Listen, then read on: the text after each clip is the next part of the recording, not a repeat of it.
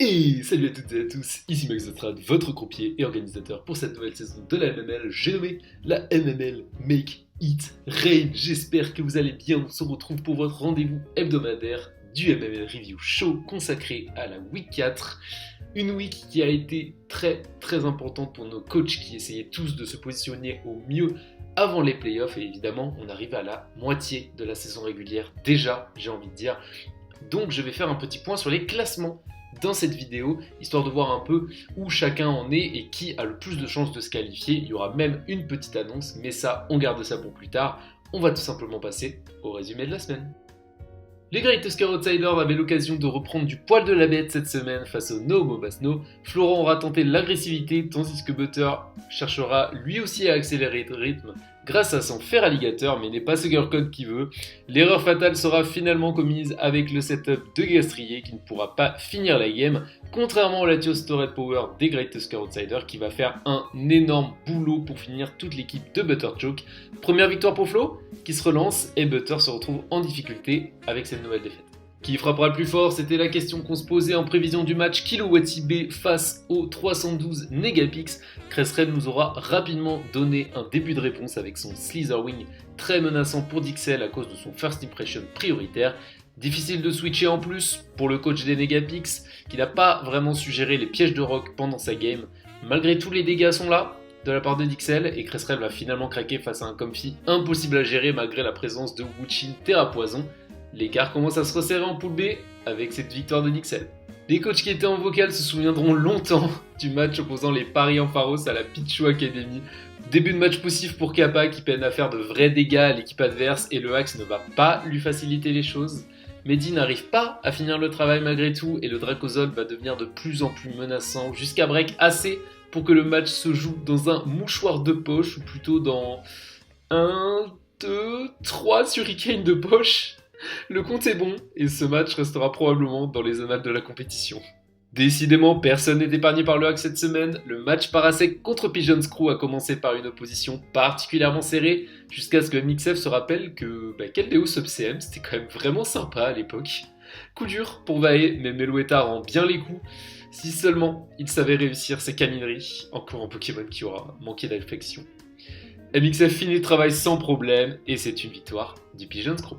Les Tokotorois avaient quant à eux objectif de rester en haut du classement cette semaine face au Miami, pas la fin, mais c'était sans compter sur Project qui a encore décidé de tout miser sur son Diancie. La 50e aura été la bonne et le Choice Scarf a été aussi surprenant que dévastateur dans ce début de game. Privé de son Pangoro pour break, Kaikid doit se reposer sur son Montracite pour remonter peu à peu la pente. Les bonnes anticipations sur le Nidoking Scarf lui permettent de survivre tant bien que mal, mais le garçon n'arrivera malheureusement pas à finir le boulot. Victoire des Miami pas la fin qui se relance bien avec cette deuxième victoire dans la compétition.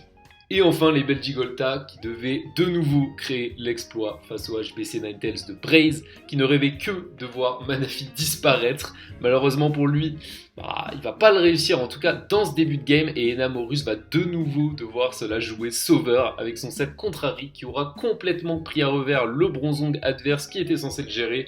Game et adversaire retournés, mais Manaphy plus Dracophoix vont tout de même nourrir les espoirs des Belgigolta en fin de game. Après tout, c'est toujours mieux de ne pas oublier le terrain adverse, n'est-ce pas Kenny? Brace continue sa bonne saison régulière en mode rookie killer, tandis que Kenny va malheureusement chuter au classement de la poule B. Le classement, parlons-en justement, nous sommes en semaine 4 et comme je l'ai dit précédemment, il est intéressant pour moi de faire un petit point sur la qualification en playoff. En poule A, les Negapix et le Pigeon Screw ont confirmé leur domination avec chacun un ratio de 3 victoires, 1 défaite, tandis que les Kilowatty B, Pichu Academy ou encore No Bobasno se sont laissés surprendre avec 2 victoires et 2 défaites. Great Tusker Outsiders et Paris Ampharos ferment la marche avec de grosses difficultés à jouer leur corps offensif notamment. En poule B, Toulouse, Red Black et HBC Ninetales ont confirmé leur très bon seeding dans la compétition avec des performances extrêmement solides.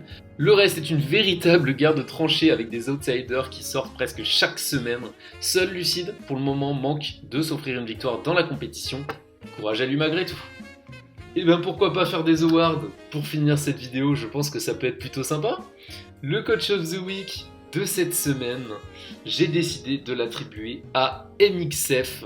Qui pour le coup Malgré son petit coup de pouce du destin face à Vae, aura également produit un match vraiment bien maîtrisé et je voulais aussi récompenser son excellent début de saison malgré les pronostics qui étaient clairement contre lui, donc GG à toi tout simplement.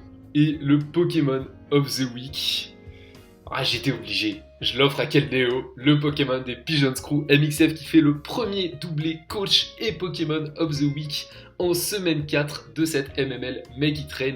Énorme GG à lui, Keldeo, qui pour le coup a produit un match exceptionnel et qui nous a rappelé que ça pouvait être un Pokémon qui certes ne marche pas toujours, notamment dans les récentes générations, mais qui aura été un Pokémon extrêmement important dans le metagame, notamment en 5, 6 et un peu 7G aussi. Donc très content de voir ce Pokémon briller à nouveau et je voulais évidemment lui donner un award en récompense. Qui la roulette va-t-elle décider d'handicaper pour cette week 5? C'est ce que nous allons voir tout de suite.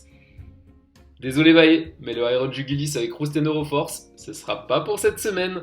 Le coach de la Parasec voit son ajout éphémère banni, donc navré encore une fois, mais pas de Jugulis, ou en tout cas pas de Jugulis avec Roost et Neuroforce.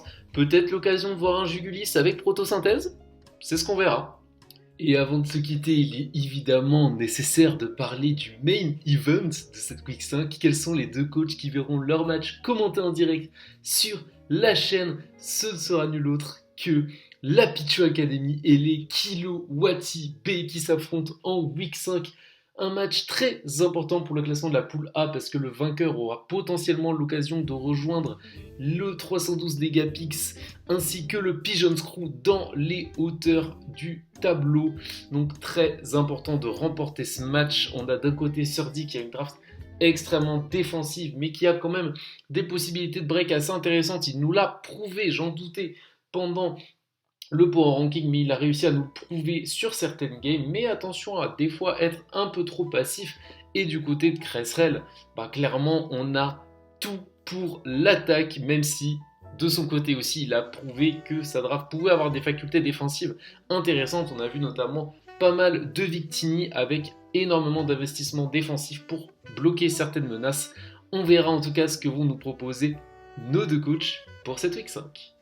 En tout cas, c'est tout pour ce review show de la semaine 4. J'espère qu'il vous aura plu. On se retrouve en semaine 5. Mais avant ça, il est temps de connaître les pairings. Allez, c'était Max The Strat. À la prochaine.